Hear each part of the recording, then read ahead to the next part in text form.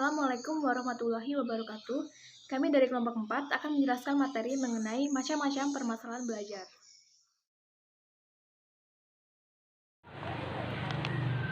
Assalamualaikum warahmatullahi wabarakatuh. Perkenalkan, nama saya Fathil Amsyah. Saya akan menjelaskan tentang materi fobia sekolah. Fobia sekolah adalah ketakutan yang luar biasa, di luar proporsi yang umum untuk berada di sekolah. Ketakutan ini irasional, sehingga tidak mungkin dihibur dengan keterangan bahwa tidak ada yang perlu ditakuti di sekolah.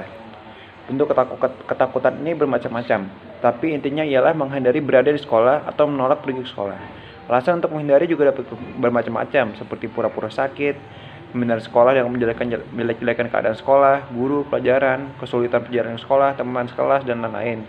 Dan juga menghindari sekolah dengan alasan takut tetapi tidak jelas apa yang ditakuti, atau yang bisa disebut floating anxiety. Pada alasan pertama, sakit biasa berlangsung mulai pagi saat berangkat ke sekolah. Rasa sakit ini akan hilang setelah ada keputusan bahwa anak diizinkan untuk tidak pergi ke sekolah. Pada alasan kedua, orang tua berusaha memindahkan sekolah, tetapi usaha ini tentu saja tidak menyelesaikan masalah si anak.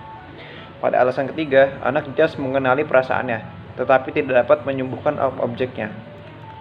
Ada perbedaan antara suka membolos dan fobia sekolah. Anak-anak yang suka membolos adalah anak-anak yang lebih suka melanjutkan kegiatan lain daripada belajar. Sedang anak-anak yang mengalami fobia sekolah kadang-kadang prestasinya cukup tinggi. Mereka dengan senang hati belajar di rumah tetapi enggan pergi sekolah. Ada dua jenis fobia sekolah, yaitu fobia akut dan fobia kronik. Fobia akut biasanya terjadi hanya dalam hal sekolah. Biasanya penderita ini tetap tinggi prestasinya. Pada remaja, fobia akut ini jarang merupakan serangan pertama. Biasanya ini akibat kambuhnya penyakit lama yang pernah diderita pada waktu masih kecil. Fobia kronik biasanya sudah diadopsi sebagai cara hidup oleh anak-anak yang neurotik. Fobia kronik ini umumnya tidak hanya ketakutan untuk berada di sekolah, tapi juga sering takut terhadap keadaan lain, seperti takut berinteraksi dengan orang lain, takut pada kegelapan, takut berada dalam satu ruang sendirian, dan sebagainya.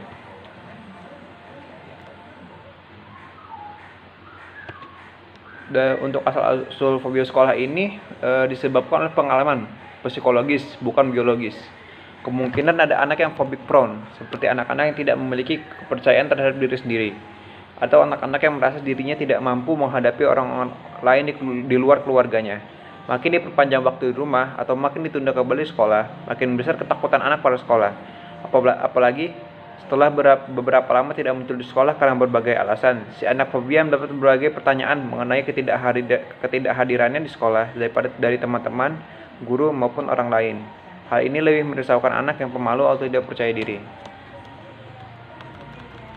Ada beberapa faktor, yaitu faktor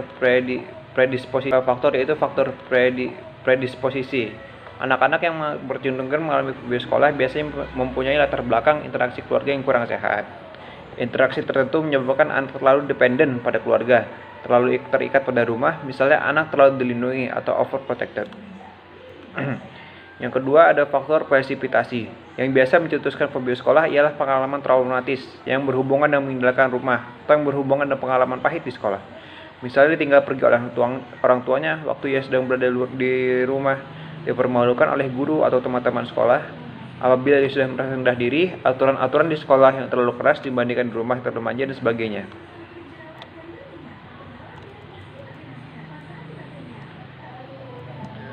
Untuk perlakuannya sendiri, berbagai pendekatan perlakuan dicobakan untuk menghilangkan fobia sekolah. Misalnya menghilangkan pengukuhan yang menyebabkan anak senang tinggal di rumah, dan menyediakan pengukuhan bagi anak bila anak berada di sekolah. Pendekatan dapat dilakukan juga dengan terapi bermain, yang memberikan anak kesempatan untuk melampiaskan kekhawatirannya dan memperoleh pengertian mengenai keadaan yang sebenarnya. Ayahlah yang ditugaskan mengantar anak ke sekolah dan meninggalkan anak di kelas tanpa banyak bicara. Perlakuan ini umumnya mempunyai kesamaan pendapat dan dasar pikirannya sebagai berikut. Yang pertama, ketakutan biasanya bukan hanya pada sekolah itu sendiri, tapi pada hal-hal lain seperti takut berpisah dari orang tua dan sebagainya. Perilaku orang tua sangat menentukan. Yang kedua, perilaku orang tua sangat menentukan keberhasilan anak kembali ke sekolah. Yang ketiga, penting sekali untuk segera mengembalikan anak ke sekolah. Makin lama tidak sekolah, makin takut pada sekolah. Sekian penjelasan dari saya serahkan kepada rekan saya.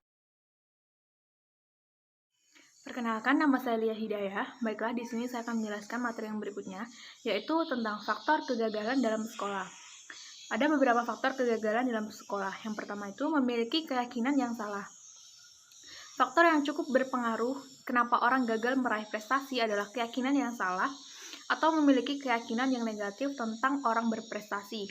Sebagai contoh, misalnya si A berpendapat bahwa percuma jadi orang pintar, pada akhirnya akan jadi koruptor. Mungkin si A ini sering melihat orang yang pintar terjerat kasus koruptor. Si A meyakini bahwa perbuatan korupsi itu tidak baik, jahat, dan memalukan. Karena keyakinannya begitu kuat dan bulat bahwa percuma jadi orang pintar, maka segala upaya yang dilakukan untuk menjadi pintar akan bertabrakan dengan keyakinannya. Apabila seseorang mempunyai keyakinan seperti itu, membuat orang tersebut akan sulit mempunyai prestasi yang baik di sekolah, walaupun ia sudah berusaha keras mewujudkannya. Yang kedua, tujuan tidak jelas. Tujuan yang tidak jelas menyebabkan kita mudah merubah tujuan. Selanjutnya, jika kita mudah merubah tujuan, menyebabkan kesulitan mengejar tujuan kita. Banyak orang yang secara sadar atau tidak sadar mengganti tujuannya.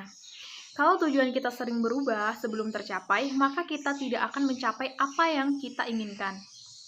Yang ketiga, tidak yakin berhasil. Banyak orang yang menetapkan tujuan, tapi tidak yakin bahwa tujuannya tersebut dapat tercapai. Orang lain boleh tidak yakin atau menganggap mustahil terhadap tujuan kita, tetapi diri kita sendiri harus merasa yakin terhadap apa yang sudah menjadi tujuan kita. Tetapi apabila kita tidak yakin akan berhasil, maka hilanglah semua peluang dan kemungkinan untuk berhasil.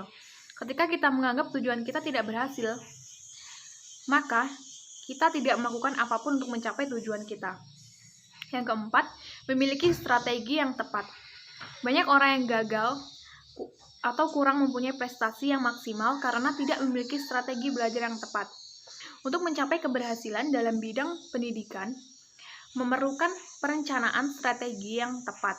Orang yang tidak mempunyai strategi yang tepat, maka tindakan yang dilakukan menjadi kurang tepat. Yang kelima, tidak memiliki program belajar.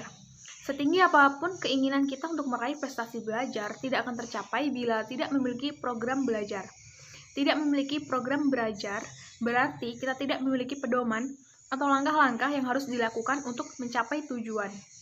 Tidak memiliki program belajar menyebabkan kita sulit untuk mengevaluasi terhadap hasil atau persiapan yang kita lakukan. Selanjutnya, yang keenam, tidak melakukan tindakan sesuai program. Kesalahan lainnya kenapa orang tidak meraih prestasi puncak dalam belajar adalah dalam prosesnya sering tidak melakukan tindakan sesuai program. Tidak melakukan tindakan sesuai program dapat diakibatkan tidak fokus dan tidak mempunyai komitmen terhadap program yang disusun. Pelaksanaan program hanya berjalan 1 minggu saja. Hari berikutnya, disiplin mulai melemah, bahkan tidak melaksanakan program sama sekali. Yang ketujuh, tidak melakukan evaluasi. Kesalahan berikutnya adalah tidak melakukan evaluasi terhadap proses dan hasil yang dilakukan. Apakah melakukan ke arah tujuan atau tidak? Terkadang kita tidak melakukan evaluasi atau mengukur sampai seberapa jauh kesiapan untuk mencapai tujuan. Tidak ada evaluasi menyebabkan kita tidak memperoleh masukan tentang upaya yang sudah dilakukan. Yang kedelapan, menyalahkan orang lain. Penyebab kegagalan belajar lainnya adalah menyalahkan orang lain atau situasi. Banyak orang menyalahkan pihak lain, situasi atau kondisi untuk menutupi kelemahannya dan menjadikan alasan kenapa dia tidak berhasil. Pada umumnya, orang yang sering menyalahkan orang lain dan situasi hampir tidak mau berjuang secara maksimal untuk mencapai tujuannya. Yang kesembilan, mencari alasan. Banyak orang mencapai alasan untuk menutupi kegagalan dan kemalasannya dalam mengejar prestasi belajar. Ketika seseorang mencari alasan, misalnya, saya tidak berbakat, saya berasal dari keluarga yang miskin, dan alasan lainnya, umumnya orang tersebut tidak melakukan tindakan secara serius untuk meraih tujuannya. Yang ke-10, melakukan pembenaran. Banyak orang yang melakukan pembenaran terhadap keberhasilan orang lain, dengan maksud untuk menutupi kelemahan dan kemalasannya. Orang seperti ini tidak akan berbuat dan berjuang semaksimal untuk meraih prestasi belajar, sehingga tidak dapat mencapai tujuannya. Yang ke-11, mudah menyerah. Orang yang mudah menyerah adalah orang yang mundur dari perjuangan untuk meraih tujuannya sebelum tujuannya tercapai. Biasanya, orang yang mudah menyerah karena adanya kesulitan atau kegagalan kegagalan kecil sebelum ujian yang sebenarnya terjadi. Yang ke-12, sering menunda. Sering menunda merupakan kebiasaan buruk yang menyebabkan kita gagal meraih prestasi maksimal. Bila kita sering menunda program belajar atau menunda mengerjakan tugas sekolah atau PR, berarti kita menghilangkan peluang kita untuk meraih prestasi maksimal. Kebiasaan menunda menyebabkan kita tidak melakukan apa-apa atau melakukan hanya sedikit karena waktu sudah berlalu. Yang terakhir atau yang ke-13 yaitu terpengaruh pesimisme orang lain. Secara sadar atau tidak sadar bahwa pesimisme orang lain itu dapat menjerumuskan kita ke jurang kegagalan. Misalnya saja teman-teman dan guru-guru kita memiliki keyakinan tidak pernah terjadi dalam sejarah lulusan SD kita ini masuk SMP 1 favorit itu. Kalau keyakinan itu begitu kuat dan membekas ke dalam keyakinan kita, maka kita akan menimbulkan pertentangan dengan antara kepercayaan dan upaya yang dilakukan. Hampir dapat dipastikan orang yang terpengaruh dengan pesimisme orang lain akan menjadi bagian dari proses yang pesimis tersebut. Assalamualaikum warahmatullahi wabarakatuh. Baiklah, saya Dini Pramaisila akan membacakan materi ketiga tentang perilaku mencontek. Hurlock pada tahun 1999 menyatakan bahwa kebanyakan siswa di sekolah menengah melakukan kegiatan mencontek dalam menyelesaikan tugas-tugas dan soal tes. Hasil penelitian yang dilakukan oleh Santosa menyatakan bahwa 95% siswa SMA pernah mencontek saat ujian. Sejalan dengan hasil survei yang telah dilakukan oleh Litbang Media Group di 6 kota besar di Indonesia menunjukkan bahwa hampir 70% responden menjawab pernah melakukan praktik mencontek ketika masih sekolah. Faktor penyebab perilaku mencontek diantara lainnya, pertama, adanya tekanan untuk mendapatkan nilai yang tinggi. Yang kedua, keinginan untuk menghindari dari kegagalan. Yang ketiga, adanya persepsi bahwa sekolah melakukan hal yang tidak adil. Yang keempat, kurangnya waktu untuk menyelesaikan tugas sekolah. Yang kelima, tidak adanya sikap menentang perilaku mencontek di sekolah. Sekian materi dari saya, terima kasih. Perkenalkan, nama saya Reski Amalia. Dalam video kali ini, saya akan menjelaskan tentang burnout bersekolah atau academic burnout. Academic burnout adalah suatu peristiwa psikologis yang dialami oleh individu dalam lingkungan akademisnya, di mana individu merasa lelah, apatis, dan sinis terhadap kegiatan akademiknya sehingga menyebabkan pencapaian pribadi menurun.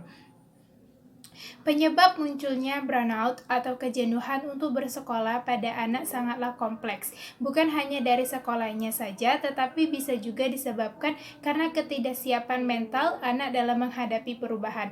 Ada dua faktor yang menyebabkan munculnya burnout, yaitu faktor internal dan faktor eksternal.